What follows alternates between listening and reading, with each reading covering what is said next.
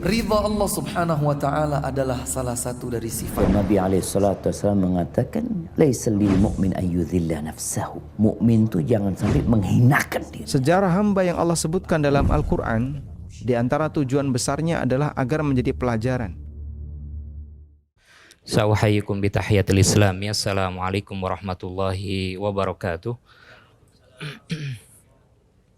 Innal hamdalillah nahmaduhu wa nasta'inuhu wa nastaghfiruh wa na'udzu billahi min shururi anfusina wa min sayyiati a'malina. Man yahdihillahu fala mudhillalah wa man yudlil fala hadiyalah. Wa asyhadu an la ilaha illallah wahdahu la syarikalah wa asyhadu anna Muhammadan abduhu wa rasuluh sallallahu alaihi wa ala alihi wa sahbihi wa sallam tasliman katsira. Wa ba'du. Jamaah rahimanallah wa iyyakum. Alhamdulillah pada siang hari ini kita bisa melanjutkan pembahasan yaitu tentang Mawsu'atil Akhlaqil Islamiyah, ensiklopedia akhlak-akhlak keislaman, karakteristik keislaman. Kaum muslimin rahimanallah wa iyyakum, pada pertemuan yang lalu kita sudah membahas yaitu tentang adab terhadap kitabullah subhanahu wa ta'ala. Pada bagian yang sudah kita bahas kemarin bahwasanya agar kita bisa mendapatkan pahala yang seperti disebutkan oleh Sallallahu Alaihi Wasallam dalam hadisnya, Iqra wartaki, bacalah dan naiklah kamu, ya ini irfa ala sulami al jannah, naiklah kamu pada tingkatan tangga-tangga derajat yang ada di surga. Kenapa? Waratil Quran kama rattalta fid dunya, kemudian bacalah Al-Quran dengan tartil sebagaimana engkau baca di dunia. Fa inna manzilaka ala akhiri ayah ma taqra, sesungguhnya bagianmu di surga kelak seperti apa yang engkau baca, yaitu ketika engkau berada di dunia, atau akhir ayat yang engkau baca ketika di dunia. Kaum muslimin jamaah rahimanullah wa iyyakum, berkaitan dengan adab bi kitabillahi subhanahu wa ta'ala wa akhlak bi kitabillahi subhanahu wa ta'ala adalah ada berikutnya yang disebutkan oleh penulis rahimahullahu ta'ala tentang membaca Al-Quran. Ternyata membaca Al-Quran waktunya, kalau kita sebutkan, kita usahakan punya me time untuk kita mengedepankan dalam hal membaca Al-Quran. Kalau kita sebutkan kemarin, ya mungkin me time-nya di waktu istirahat, mungkin me time-nya satu dengan yang lain ya berbeda. Ada mungkin me time-nya menjelang maghrib, itu sangat-sangat luar biasa. Hanya waktu 10-15 menit kalau kita benar-benar bisa memanfaatkan, sangat luar biasa. Dahulu masyayikh kami ya memberikan tugas. Biasanya kita diminta sebelum masuk kelas hadis, sebelum masuk ke kelas fikih, kita diminta untuk menghafalkan suatu matan hadis. Hadis yang sangat panjang, walhamdulillah ya.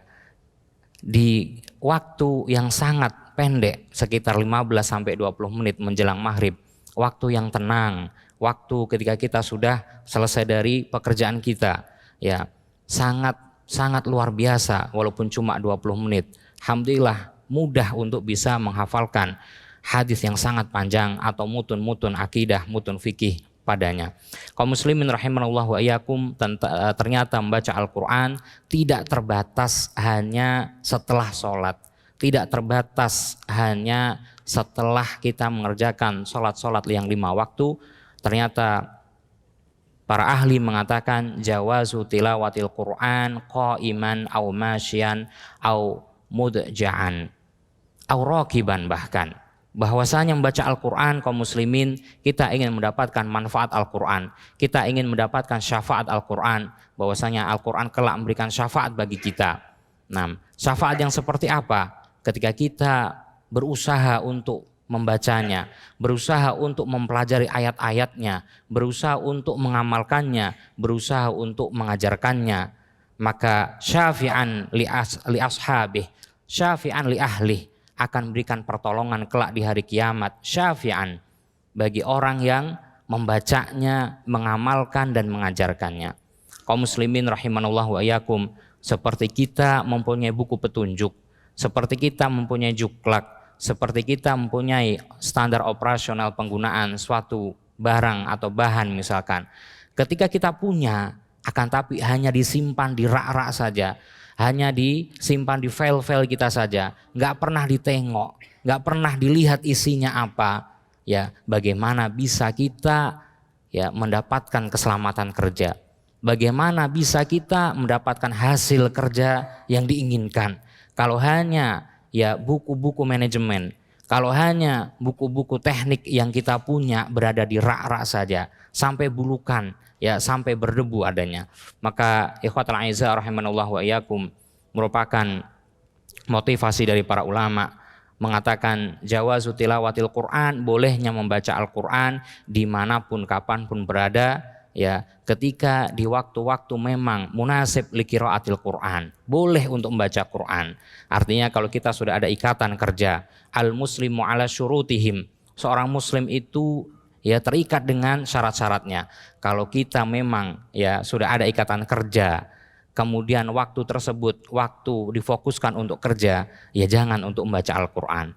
Kalau memang dari pihak manajemen berikan keluasan waktu seperti sekarang, boleh untuk ya menghadiri sholat berjamaah, disediakan waktu khusus untuk menghadiri sholat berjamaah, disediakan waktu khusus ya, waktu untuk istirahat. Di sela-sela istirahat kita gunakan membaca Al-Quran, falyatafadhal mashkura, maka sangat dipersilahkan.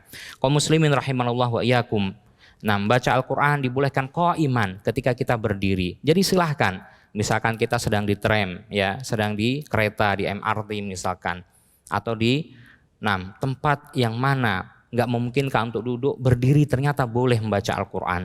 Ternyata baca Al-Quran nggak harus dengan duduk. Au masyian, atau bahkan sambil berjalan. Maka kita kadang melihat anak-anak kita sedang menghafal Quran ya, berada di taman, menghafal Al-Quran ya sambil mereka di luar ruangan. Masyian, nggak mengapa kata Rasul SAW. Au mujja'an, atau sedang berbaring, sambil berbaring, nggak mengapa. Au rokiban, bahkan SAW pernah membaca surat Al-Fat ketika peristiwa Fathu Mekkah, ketika peristiwa awal-awal pembukaan ekspansi kota Mekkah setelah beberapa waktu lamanya dikuasai oleh pendudukan kaum non muslimin, ya Rasul SAW membaca surat Al-Fat sambil berada di atas hewan tunggangannya. Kaum muslimin rahimanullah wa iyyakum, disebutkan di dalam ayatnya surat Ali Imran ayat 191 bahwasanya Allah Subhanahu wa taala berfirman, alladzina yadhkurunallah, adalah sifatnya, karakteristiknya seorang mukmin. Yadhkurunallah, mereka berzikir pada Allah Subhanahu wa taala, mereka mengingat Allah Subhanahu wa taala qiyaman, dalam keadaan berdiri. Boleh bagi kita ya ketika berada di busway misalkan, sambil menghafal Quran boleh, sambil membuka mushaf kita boleh, sambil membuka ya yang ada di gadget kita program Al-Quran silahkan. Au qu'udan, yakni julusan, atau dalam keadaan duduk ya. Wa ala junubihim wa ala jambihim ay majja'ihim, atau sedang berbaring. Boleh bagi kita untuk membaca Al-Quran. Kaum muslimin rahimanallah wa iyyakum, disebutkan para ahli, wa ayatul Quran qiraatuha afdhalu dzikr, bahwasanya sebaik-baik dzikir, sebaik-baik mengingat Allah Subhanahu wa taala dengan membaca ayat-ayat Al-Quran. Bahwasanya ayat Al-Quran adalah sebaik-baiknya zikir pada Allah Subhanahu wa taala.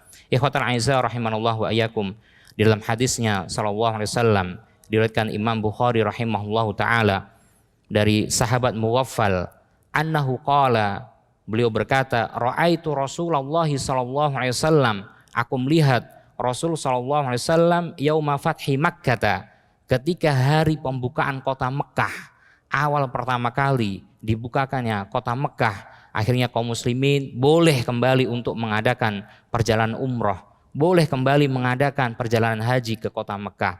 Wa huwa yaqra'u ala rahilatih surat Al-Fat. Rasul SAW membaca Al-Quran di atas kendaraannya, rahilatih ala hisanih atau ala ibilih, di atas kendaraannya berupa kuda atau ontaknya, surat Al-Fat. Maka hal ini menunjukkan bagi kita membaca Al-Quran enggak dibatasi ruang dan waktu. Kapanpun dimanapun silahkan untuk membaca Al-Quran. Bahkan disebutkan Ibunda Aisyah radhiyallahu anha, beliau mengatakan, aku membaca Al-Quran dan berada di sisi Rasul SAW, bersandar pada Rasul SAW, ay mujji'an, ya, berada dalam keadaan berbaring. Boleh bagi kita ketika sudah lelah misalkan, ya sudah lelah bekerja, kemudian sambil berbaring atau sambil duduk santai kita membaca Al-Quran, dibolehkan. Kaum muslimin rahimanallah wa iyyakum, berikutnya dalam adab membaca Al-Quran, al-qiraah ala ghairi wudu, ya, dibolehkan untuk membaca Al-Quran walaupun tanpa wudu. Yang sepemahaman kita, yang kita bahas kemarin, la yamassuhu illal mutahharun, tidaklah ada yang boleh menyentuh Al-Quran kecuali orang-orang yang mutahharun, dalam keadaan toharoh, dalam keadaan suci. Nah, pendapat pertama mengatakan mutahharun di sini maksudnya malaikat, ya. Jadi boleh bagi kita untuk membaca Al-Quran walaupun tanpa wudhu, walaupun kita sudah batal wudhunya, boleh bagi kita membaca Al-Quran. Akan tapi kaum muslimin rahimanallah wa iyyakum, nah, di sini diperingatkan bagi para ahli, bagi seorang yang junub maka dianjurkan untuk bisa membersihkan dirinya dulu. Bagi seorang wanita yang haid, bolehkah membaca Al-Quran? Boleh. Kenapa? Apa alasannya? Kata para ahli, kalau dirinya meninggalkan membaca Al-Quran, khawatir kalau sedang menghafal Al-Quran, khawatir ya haid masanya kadang lama, satu wanita dengan yang lain, kadang ada yang 5 hari, ada yang lebih dari 10 hari, ya mendekati 2 pekan, dikhawatirkan ya terlalaikan dari membaca Al-Quran. Maka dikatakan para ulama, adapun orang yang junub ya dianjurkan untuk membersihkan diri dulu. Bagi mereka yang haid dibolehkan membaca Al-Quran walaupun dalam keadaan haid. Kenapa? Karena keadaan orang yang haid berbeda dengan yang orang junub. Orang junub bisa segera membersihkan dirinya dengan janabah, dengan mandi besar, selesai junubnya, ya hilang hadas pada dirinya. Tapi kalau orang haid nggak bisa. Kalau masih masa perputaran haidnya, walaupun sudah mandi janabah, tapi masih keluar darahnya, ya masih dianggap belum suci. Maka kaum muslimin boleh bagi mereka yang haid, wanita yang haid untuk membaca Al-Quran dengan syarat tidak menyentuh langsung mushaf Al-Quran. Dengan syarat tidak langsung menyentuh mushaf Al-Quran, boleh dengan sarung tangannya, ya, boleh dengan ujung kainnya atau yang semacamnya. Atau dikatakan para ahli bahwasanya ya boleh menggunakan aplikasi yang berada di HP kita, di gadget kita, boleh ya menyentuh langsung. Apakah boleh? Boleh, karena yang ada di aplikasi kita ya ada yang mengatakan berbeda ya dengan mushaf Al-Quran yang berada di lembaran-lembaran kertas. Kaum muslimin rahimanallah wa iyyakum, maka enggak ada ya penutup kemungkinan bagi siapapun kapanpun untuk membaca Al-Quran. Silahkan selama waktu-waktu yang mana tidak mengganggu satu urusan kita dengan yang lain, di mana ruang yang tidak mengganggu antara kita dengan yang lain, silahkan untuk kita berzikir membaca Al-Quran. Kata Imam An-Nawawi rahimahullahu ta'ala, beliau mengatakan sangat merugi bagi orang yang kesehariannya ya jangankan 1 hari ya dalam beberapa menit saja dirinya meninggalkan zikir pada Allah Subhanahu wa taala, dirinya tidak menyediakan waktu khusus untuk membaca Al-Quran, sangat merugi kata Imam An-Nawawi rahimahullahu taala. Kaum muslimin rahimanallah wa iyyakum, hendaklah ketika kita mengawali membaca Al-Quran memulai dengan isti'adah, memohon perlindungan pada Allah Subhanahu wa taala dengan lafadznya a'udzubillahi minasyaitonirrajim. Ya Allah, aku mohon perlindungan dari waswas syaitan, dari waswas asyayatin yang engkau ya laknat, yang dijauhkan dari rahmat engkau ya Allah. Atau a'udzubillahi min hamzihi wa nafthihi wa nafthihi. Ya Allah, aku mohon perlindungan dari engkau ya dari hamzihi, yaitu dari al-kibr, dari kesombongan asyaiton, wa nafkhihi, ya dari apa yang dibacakan atau diwaswaskan syaitan dalam hati-hati manusia, wa nafthihi, dan dari sihir-sihir yang dilancarkan oleh syaitan. Kaum muslimin rahimanullah wa iyyakum, kemudian membaca basmalah. Bismillahirrahmanirrahim, yang kata para ahli li at-tabarruk, untuk memohon barokah pada Allah Subhanahu wa taala. Maka kaum muslimin rahimanallah wa iyyakum, ternyata dua hal ini bisa kita praktekkan, bisa kita aplikasikan dalam keseharian kita. Tidak hanya ketika membaca Al-Quran saja, tidak hanya ketika hendak membaca Al-Quran. Kaum muslimin rahimanallah wa iyyakum, disunahkan ketika hendak sholat, boleh untuk kita memohon perlindungan pada Allah Subhanahu wa taala. Setelah doa istiftah kita mohon perlindungan a'udzubillahi minasyaitonirrajim, baru dilanjutkan bismillahirrahmanirrahim, membaca surat Al-Fatihah. Para ulama mengatakan ada suatu hadis walaupun dinilai lemah, malam yaqra bi basmalah ala kulli amalin fahuwa yaqta fahuwa aktar, kata para ahli. Ada suatu hadis yang riwayatnya lemah, akan tapi kontennya dibenarkan. Apa itu? Man lam yabda bi amalih, siapa yang ketika dia beramal, siapa yang ketika dia berusaha, siapa yang dia bekerja, akan tapi lam yabda bi basmalah, tidak memulai awal permulaan pekerjaannya atau amalannya dengan basmalah, fahuwa abtar, fahuwa aqta. Apa itu abtar? Disebutkan dalam hadis Nabi SAW, turun kepada Nabi SAW, ditanya para sahabat, kenapa ya Rasulullah engkau ya mengangkat kepalamu kemudian merasa gembira pada hari ini? Karena telah turun padaku, inna a'tainakal kautsar fasholli li rabbika wanhar inna syani'aka huwal abtar. Kata Rasul SAW bahwasanya kaum musyrikin menuduhku dengan kematian putraku, bahwasanya tidak ada lagi yang bisa meneruskan, yang bisa mewariskan garis keturunanku. Mereka mengatakan abtar, anna Muhammadun abtar, kata kaum musyrikin. Ya, mereka bergembira pada kematian anak-anak laki-laki beliau. Ya, yang pertama sudah meninggal, Ibrahim. Kemudian Abdullah pun meninggal. Mereka mengatakan Muhammadun abtar, Rasulullah terputus garis keturunannya karena sudah nggak punya anak laki-laki. Maka Allah Subhanahu wa taala membela nabinya, inna syani'aka huwal abtar, sesungguhnya mereka itulah yang memusuhimu, abtar, terputus, yaitu terputus kebaikannya. Kaum muslimin rahimanallah wa iyyakum, maka dalam memulai aktivitas kita dianjurkan untuk tabarruk, memohon barokah pada Allah Subhanahu wa taala dengan baca bismillahirrahmanirrahim, atau sebagian riwayat mengatakan membaca basmalah saja, bismillah. Kaum muslimin rahimanallah wa iyyakum, ketika kita mempunyai suatu buku yang mahal, ketika kita mempunyai suatu buku petunjuk yang sangat penting bagi kita, maka kita tidak sembarangan meletakkannya, tidak sembarangan ya menaruhnya, sehingga anak kita atau anak yang belum tahu atau mungkin teman kita yang nggak paham ya akhirnya membuangnya atau bahkan merobekkannya.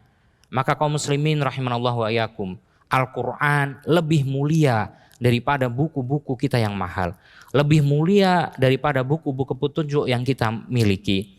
Kaum muslimin rahimanallah wa iyyakum, maka termasuk memuliakan Al-Quran tidak menaruh sembarangan, tidak meletakkannya sembarangan.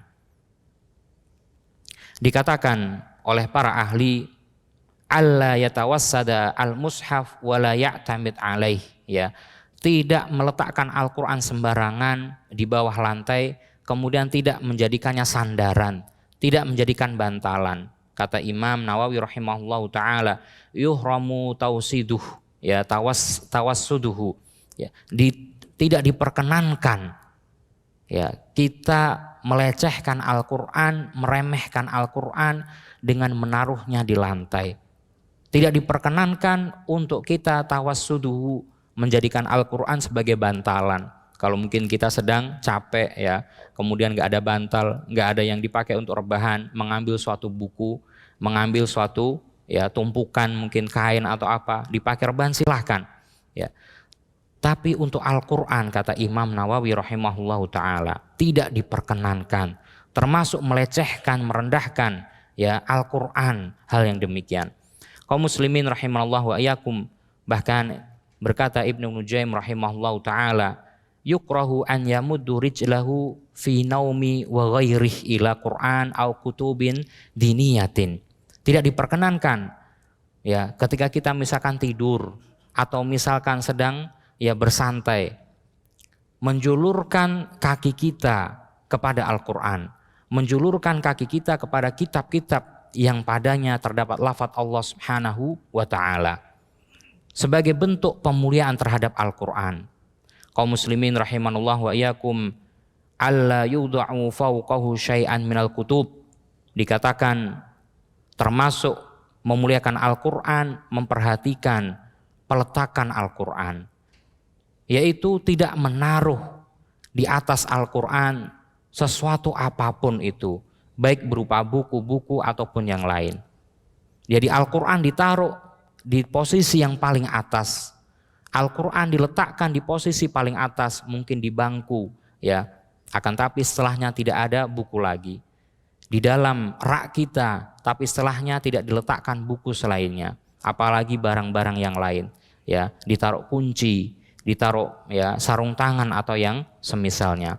Kaum muslimin rahimanallah wa iyyakum, termasuk dalam hal ta'amul mal Qur'anil Karim ya, memuliakan Al-Qur'an Al-Karim, antakunul yamin fi wasilati li akhdih wa i'ta'ih, untuk mengambil, untuk mengangkat atau memberikan Al-Qur'an, mushaf Al-Qur'an dengan tangan kanan.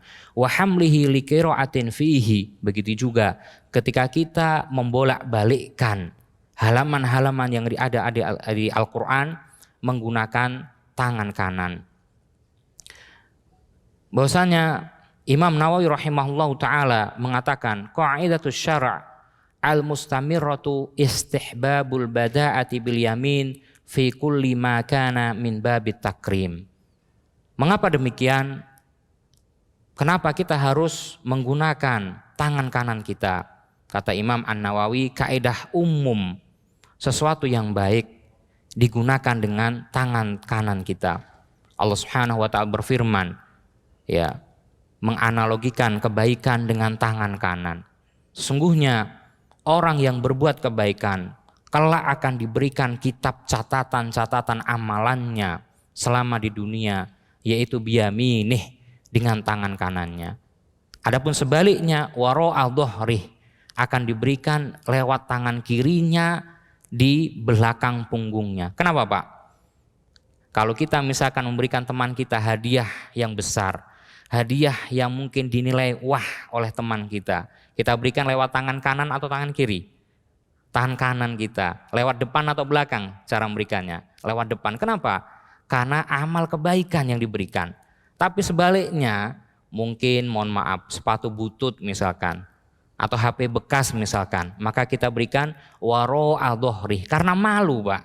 Ini kayaknya harganya murah deh. Ini kayaknya sesuatu yang dianggap manusia agak kurang bagus. Ya sudah, wara'a dhuhrih, diberikan lewat ya di balik punggungnya.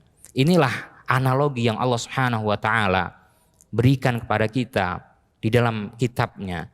Orang yang berbuat kebaikan akan diberikan catatan amalannya biyaminih, dengan tangan kanannya, lewat depan lagi.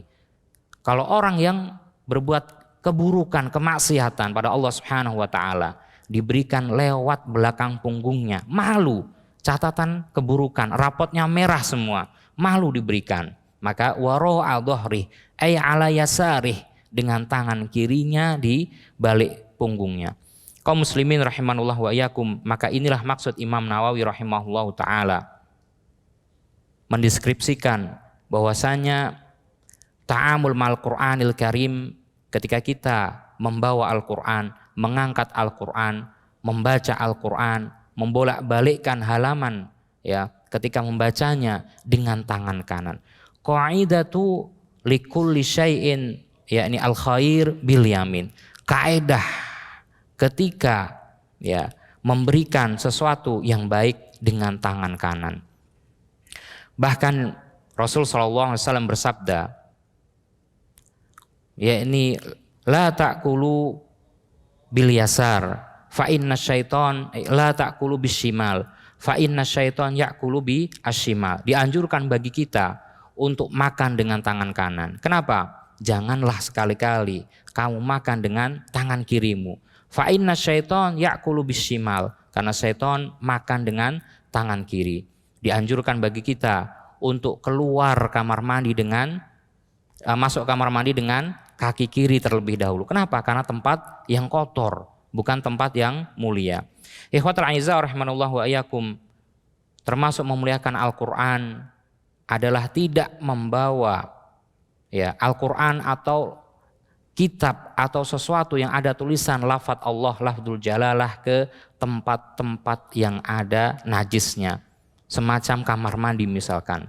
Lalu bagaimana ketika kita membawa Al-Qur'an misalkan diletakkan di mana ketika kita hendak ke kamar mandi? Kaum muslimin rahimanallah wa iyyakum, kalau dikhawatirkan Al-Qur'an tersebut hilang, do'at, atau dikhawatirkan malah ditaruh orang yang tidak bertanggung jawab, diletakkan sembarangan, kita bawa ke kamar mandi, tapi diletakkan di dalam tas kita, diletakkan di dalam kantong baju kita, diletakkan sesuatu yang bisa menutupinya, bisa menghalanginya antara Al-Qur'an dengan sesuatu yang dapat membawa kenajisan padanya. Kalau dikhawatirkan demikian, dikhawatirkan hilang misalkan, atau kalau misalkan di kamar mandi ada tempat khusus meletakkannya, kita sarungi Al-Qur'an kita, baru kita letakkan di rak yang ada di kamar mandi tersebut. Termasuk sifat pemuliaan terhadap Al-Qur'an, tidak membawa sesuatu yang ada lafadz Allah Subhanahu wa taala di dalam kamar mandi atau yang semisalnya. Ikhwatul aizah rahimanallah wa iyyakum, bagaimana dengan mushaf kita yang sudah koyak misalkan, dengan mushaf kita mungkin terbakar atau yang semacamnya. Dianjurkan oleh Syekhul Islam Ibnu Taimiyah rahimahullah taala, ammal mushaful atiq, bagi Al-Qur'an yang mushafnya sudah lama, Al-Qur'an yang atiq yang sudah mungkin koyak atau robek atau dimakan rayap atau semacamnya, walladzi taharruq yang terbakar sebagiannya, wasara bihaitsu la yanfa'u bihil qira'ah fih, yang tidak bisa kita membaca karena sudah enggak lengkap, sudah terpotong, sudah terkoyak, sudah robek oleh rayap dan semacamnya, fa innahu yudfanu fi makanin yusanu fih, maka kita pendam sisa-sisa dari Al-Qur'an yang sudah koyak atau sisa-sisa Al-Qur'an yang sudah terbakar tersebut. Bisa dipendam atau bisa dimusnahkan dengan dibakar. Kenapa? Memuliakannya. Kata Syekhul Islam Ibnu Taimiyah rahimahullah taala, mirip seperti keadaan manusia muslim, mukmin, ketika dirinya hidup dimuliakan, begitu juga setelah dirinya meninggal dimuliakan dengan yudfinu fiha, dikuburkan di tempat yang mana Al-Qur'an bisa aman dari jangkauan orang yang tidak bertanggung jawab, atau manusia bisa aman dari gangguan hewan atau binatang buas setelah dikuburkannya. Maka kaum muslimin rahimanullah wa iyyakum, bagi kita yang sudah mempunyai Al-Qur'an yang keadaannya semacam tersebut, sudah koyak atau sudah robek, dianjurkan untuk bisa menguburkannya di tempat yang tidak terdapat najis, atau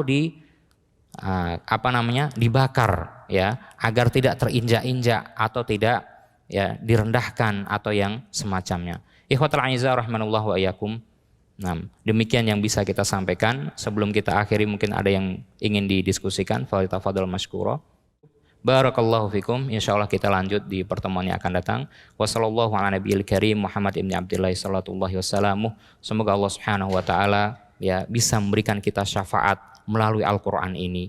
Semoga Allah Subhanahu wa taala memberikan pertolongan pada kita di mana hari tiada lagi pertolongan ketika nanti di akhirat kelak.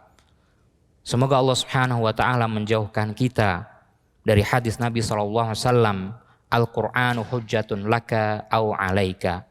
Al-Qur'anu hujjatun lak au alaika. Al-Qur'an adalah hujjah bagimu, penolong bagimu, petunjuk bagimu, au alaika, atau akan menjadi pendebat bagimu.